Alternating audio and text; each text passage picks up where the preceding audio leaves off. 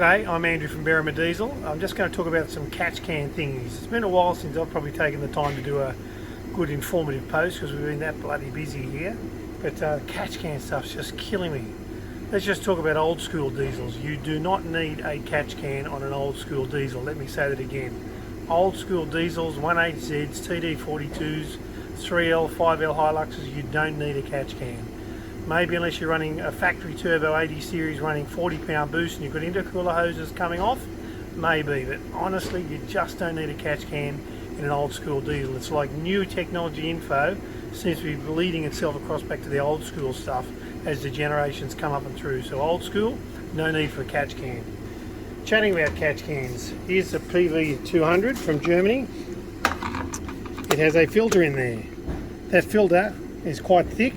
And think about it, it's like a wick, and if it gets in there and doesn't get drained and that oil comes up from your drain hose too high, it will mean that this is soaking in oil all the time. So if they're not drained and it's soaking in oil, you might end up with leaks and all sorts of catch can related problems with your vehicle that people blame the catch can for, when it really is not getting drained. So I see it all the time. Pull them out, oh, it's all wet, dripping off the bottom, and it's totally drenched in oil. They're not made to have that happen, they're made to have oil bleeding through them, and they rest in between stops.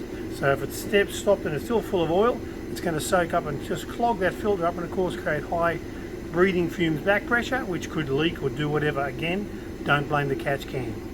As far as sizes go, if we look at the most popular ones, the 150 and the 200, virtue the filters inside, if we pop this one open, are identical. They just look different because they're a different housing. So you see all sorts of tests online about which one flows more and better, etc, etc, etc. At the end of the day, I call BS on those tests. We've got the little 100, which is great too. Just remember to drain it and to change the filter. And that's one sold by one company and rebranded, and it's got a better test result with their brand than the Mann-Hummel one. It is the Mann-Hummel one. So just remember, if you see these three, they are the German Mann-Hummel. Make sure that they've got the sticker on them and you bought them from a reputable place and paid a few bucks for them, because there's lots of copy parts on the market. We still see them coming through here with gauze metal filters and all, looking like the German Mann-Hummel. So going back through it again, old school, don't need a catch can. How do you maintain one? Drain the oil every service. If you're noticing it's filling up between a service, it's doing a really good job, so drain it even more. And change those filters about every 30 to 40,000 Ks, rule of thumb. I'm Andrew from Berrima Diesel. I'll keep trying to get some more time to get some of these informative videos up. Keep watching our Facebook, YouTube, Instagram, Snapchat, or look us up at berrimadiesel.com, where you can find out more about looking after your diesel properly.